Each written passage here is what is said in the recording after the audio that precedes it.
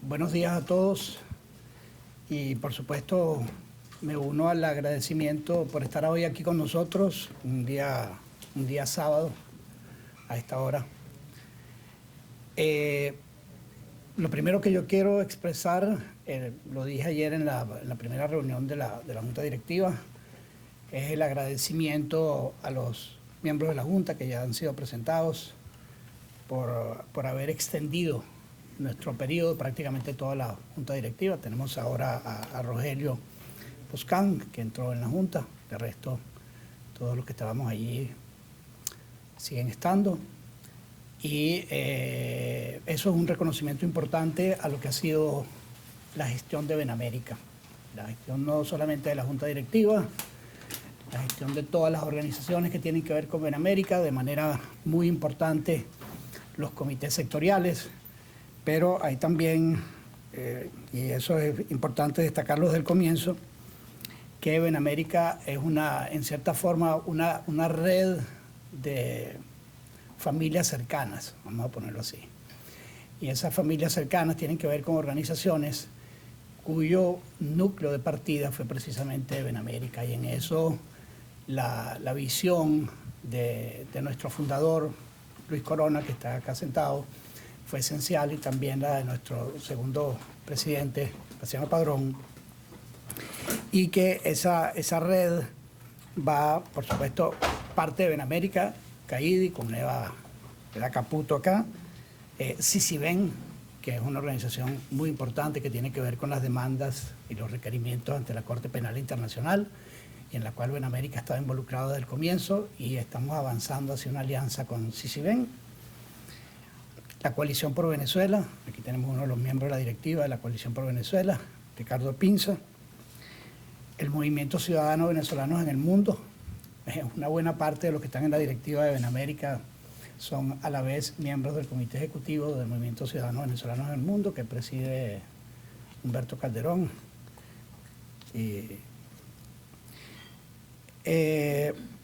Entonces, digamos, esta acción integrada, nosotros hemos tratado de que esto avance, y aquí hay un reconocimiento que es muy importante. Benamérica ha ido, no cambiando exactamente, pero ha ido, no cambiando el foco, pero sí cambiando el énfasis. Benamérica empezó siendo mucho más una organización que trataba de preocuparse por todos los temas de integración de los venezolanos en los Estados Unidos, la acción cívica, la conexión con Venezuela, y también, por supuesto, todo lo que está conectado con la atención a los migrantes, la atención a nuestra comunidad. Hay otras organizaciones que hacen eso también, y entonces nosotros siempre hemos tratado de que lo que haga Benamérica no compita con lo que hacen otras organizaciones, sino que se haga en acción conjunta con otras organizaciones. Y eso creo que es una distinción importante, porque no les digo ningún secreto si afirmo que uno de los problemas que nosotros tenemos los venezolanos para reconstruir Venezuela es lo que un amigo, Tulio Hernández, llama la liderofagia. La liderofagia es lo que se expresa precisamente cuando se pretende decir, hay alguien que está muy bien, que está en el tope de popularidad, y de la noche a la mañana se convierte en el enemigo público número uno. Nosotros hemos tenido de esto mucho durante estos 27 años. Y el tema de la liderofagia, que lo entendamos para que nosotros no contribuyamos a eso. Y luego, dado que Arturo Uslar Prieti hace mucho tiempo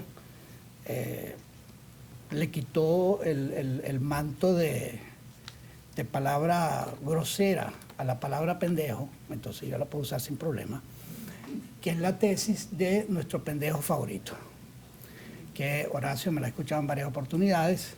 Eso significa que cuando empezamos a hablar de venezolanos entre nosotros mismos, fulano es un pendejo, ella es una pendeja. Y, por cierto, los únicos que no somos pendejos somos los que estamos hablando aquí entre nosotros. Entonces, eso que podría parecer una broma, no lo es. No lo es, porque nos ha salido muy caro la descalificación de los que están participando en estas cosas. Luego, hay otro tema que es muy importante, que yo lo quiero destacar también desde el comienzo. Si hacemos un estudio etario, si vemos cuál es la edad media, en promedio, más bien, de quienes están sentados en esta sala, bueno, no es ninguna sorpresa lo que vamos a descubrir. Hay pocas excepciones y probablemente todos, con algunas excepciones, están en la ventana mayores de 50, entre 50 y 80 y algo, diría Luis, ¿no? Entonces, ¿por qué lo digo? Porque no es casualidad que una organización de este tipo tenga una buena parte de sus integrantes, o prácticamente todos, crecieron en la otra Venezuela, crecimos en la otra Venezuela. Y anoche estaba hablando con un amigo que me preguntaba, bueno, ¿y qué es lo que tú pretendes haciendo todas esas cosas que están haciendo ustedes? Y él mismo se respondió, nosotros queremos que se reabra. Perdón, ¿qué pasó? ¿No me escuchas? ¿Pero antes sí me escuchaban o no? Ah, ok. Sí. Bueno, vino el tema de, bueno, ¿y qué persiguen ustedes en el fondo? Bueno, nosotros perseguimos en el fondo poder regresar a Venezuela, una Venezuela que... Dime, ¿qué estoy haciendo mal?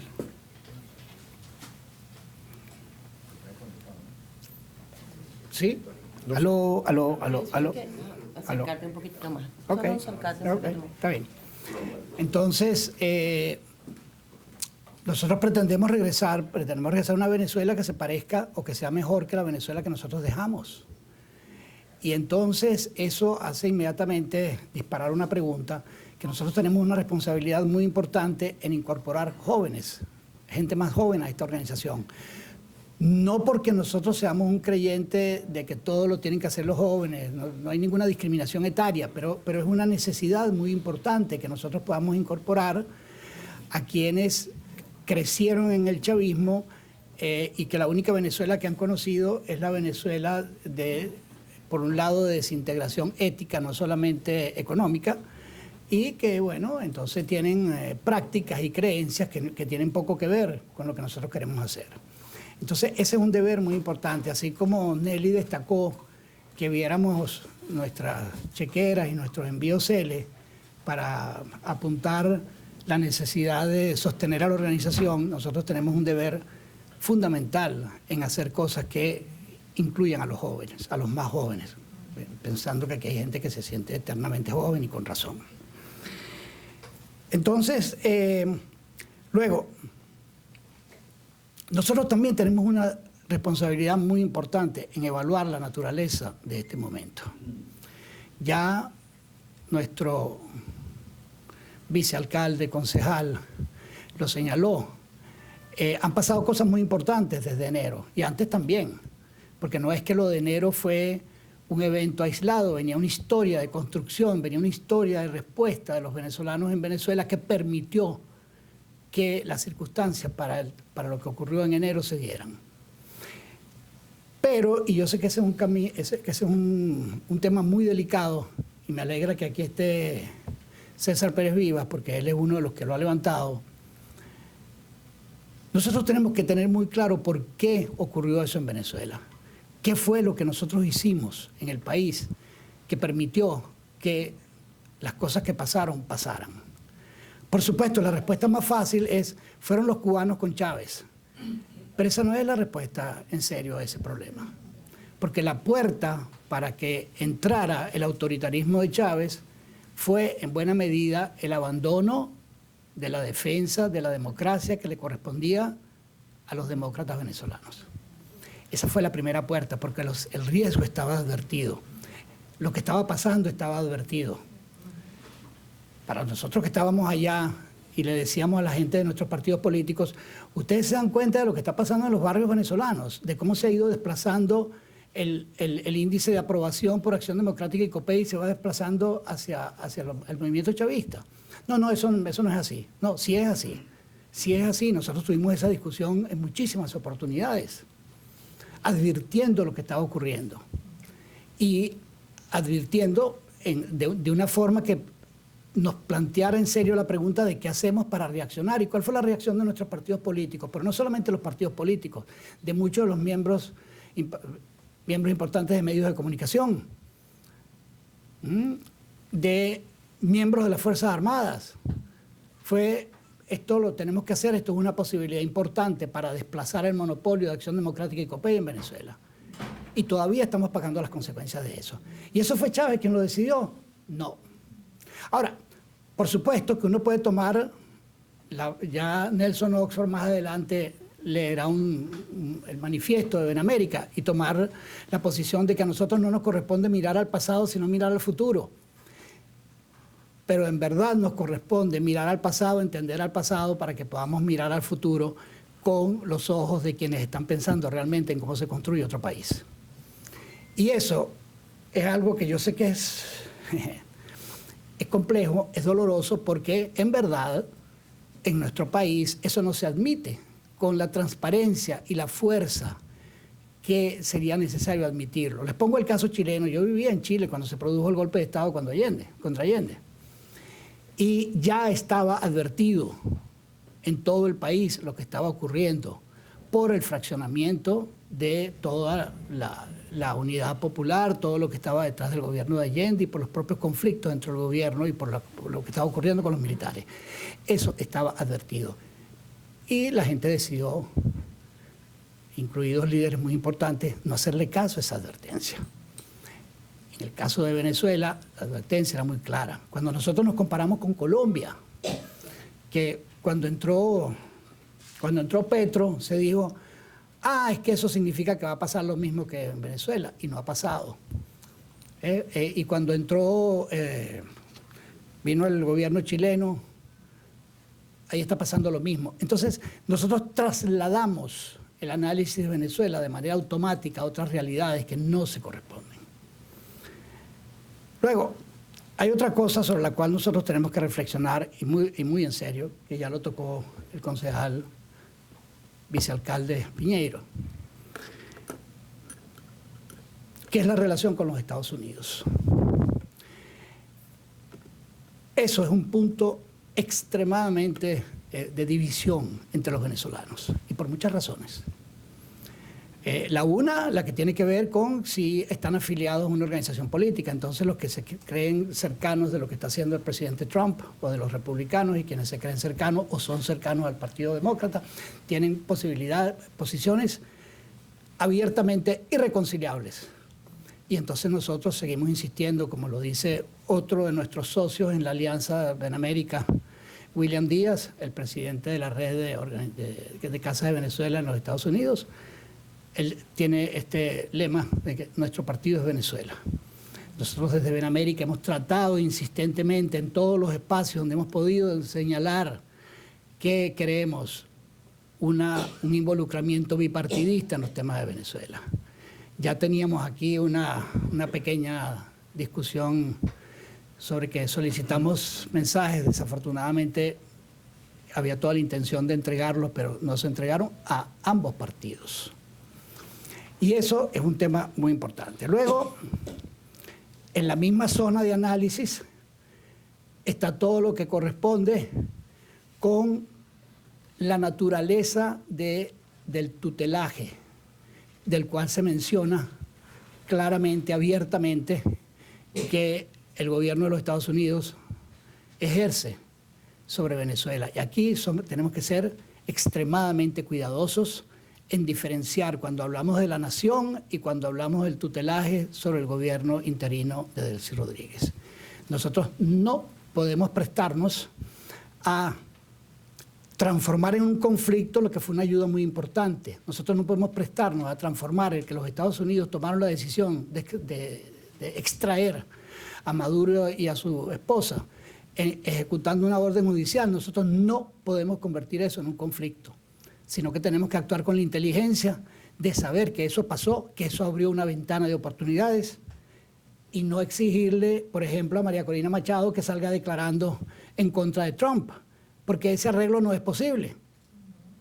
Lo cual no quiere decir que nosotros tenemos que callarnos la boca frente a cosas que van por mal camino, como lo hemos hecho en un comunicado que no lo voy a leer completo, que nosotros suscribimos por aprobación de la Junta del Movimiento Ciudadano Venezolanos en el Mundo, donde señalamos todos los riesgos que se están corriendo con la reciente resolución del gobierno de los Estados Unidos de entregar la posibilidad de que el Delcinato nombre una junta directiva de PDVSA y que ese alcance, para no entrar en los detalles, aquí vamos a tener al final de nuestra jornada a Horacio Medina, presidente de PDVSA Hoc y exdirector de Benamérica, quien va a tocar todos estos temas, pero está claro, es decir, no alarmarse frente a eso, no es realista, y no preguntarse cómo exactamente se va a hacer eso, no tiene ningún sentido. El decir, esa decisión ya está tomada, no, esa decisión no está tomada. Está tomada una parte de esa decisión y nosotros tenemos que actuar para que esté muy claro en qué términos se va a producir esa transición. De modo tal que nosotros podamos hacer ese juego que es muy difícil, que es aceptar que los Estados Unidos y la acción del gobierno de Trump nos abrió una puerta, que esa puerta hay que aprovecharla y no tenemos que entonces hacer la combinación de liderofagia y de no preocuparnos en serio por lo que está pasando en nuestro país, sino porque pretender incluir e imponer las opiniones de alguien, descartar la doctrina de nuestro pendejo favorito y preguntarnos cómo hacemos para ayudar a que ese esfuerzo avance. Y entonces uno podría preguntar, bueno, pero ¿qué es eso? ¿Eso es política nacional? Sí, eso es política nacional, pero eso es también una preocupación de Benamérica. Porque nosotros pretendemos no ser los representantes de la diáspora, porque eso sería probablemente una exageración, pero sí queremos tener una representación importante en la diáspora. Y lo hemos tratado de muchas maneras y lo seguiremos intentando. Y entonces eso también significa que nosotros tenemos que tener una posición muy clara sobre otra cosa que tocó nuestro apreciado alcalde y concejal, vicealcalde, perdón. Vicealcalde. Sí, es que expresé un deseo. Expresé un deseo. El tema también muy complejo de los inmigrantes en los Estados Unidos, que no lo podemos dejar de lado, pero a su vez simplificarlo y decir, nuestra única tarea es la defensa de los inmigrantes, como lo dice alguna gente. Nuestra única tarea es la defensa de los inmigrantes venezolanos. No, esa no es nuestra única tarea. Nuestra primera tarea es contribuir a la recuperación de la democracia en Venezuela y, en paralelo, hacer lo que sea necesario para defender los derechos de los inmigrantes. Y en paralelo, no en sustitución, que es lo que muchas... Y esto, por supuesto, yo sé que estoy tocando cosas muy complejas, pero que vienen acá.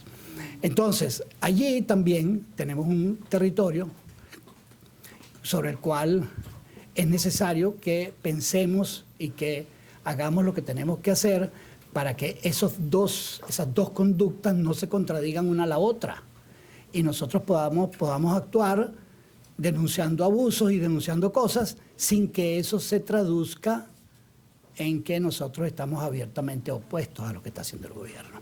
Y eso nos lleva a otro territorio espinoso. Ya voy a entrar, dentro de un segundo voy a entrar con el último territorio espinoso. Eso nos lleva a otro territorio espinoso, que es, no es verdad que de todo el número de venezolanos que están en los Estados Unidos, todos tengan el mismo perfil. Los que entraron al comienzo tienen un perfil específico y eso lo ha destacado uno de nuestros aliados en FIU, Eduardo Gamarra, destacando que los que vinieron primero, los que tienen, cuando se hablaba de la diáspora venezolana como la que tenía el mayor nivel intelectual y educativo de todas las diásporas, ese es un grupo de venezolanos. Pero hay otros que entraron después, a quienes nosotros sistemáticamente le preguntábamos, ¿y qué vamos a hacer por Venezuela? Respuesta, Venezuela para mí quedó en el pasado. Mi problema es resolver mi tema en los Estados Unidos. Y entonces eso a nosotros nos crea un conflicto, porque yo he participado en muchas discusiones muy duras, porque yo no acepto ese punto de vista. Y tendremos que discutirlo con quien sea necesario, pero no es verdad que nosotros tengamos que aceptar eso. Si tú piensas que tu único compromiso con Venezuela es que ahora estás en los Estados Unidos y que lo de Venezuela se acabó, entonces nosotros no comulgamos con eso, lo cual no quiere decir que no vamos a hacer las cosas que hace EDA y otros de nuestros compañeros en defender a los venezolanos. Pero tenemos que tener claro que no es que se trata de uno o dos, eso es una posición importante dentro de la comunidad venezolana. Y entonces eso me lleva... Bueno, Bueno, ok, entonces, espacio para acomodar las sillas. Nelly, ¿podemos resolver eso?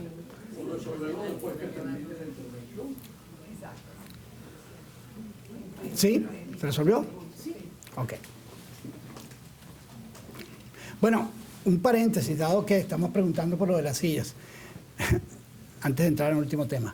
Yo quiero agradecerle especialmente a la comisión organizadora de este evento, Nelson Oxford, Nelly Arguello y Marisol Angarita. Porque, como Nelly lo ha señalado en varias oportunidades, organizar un evento de estas características requiere una cantidad de esfuerzo muy importante. Reconocemos ese esfuerzo, esa es una tarea fundamental, y también hay otras tareas fundamentales que nos corresponde acometer. Entonces, ahora voy con el último punto.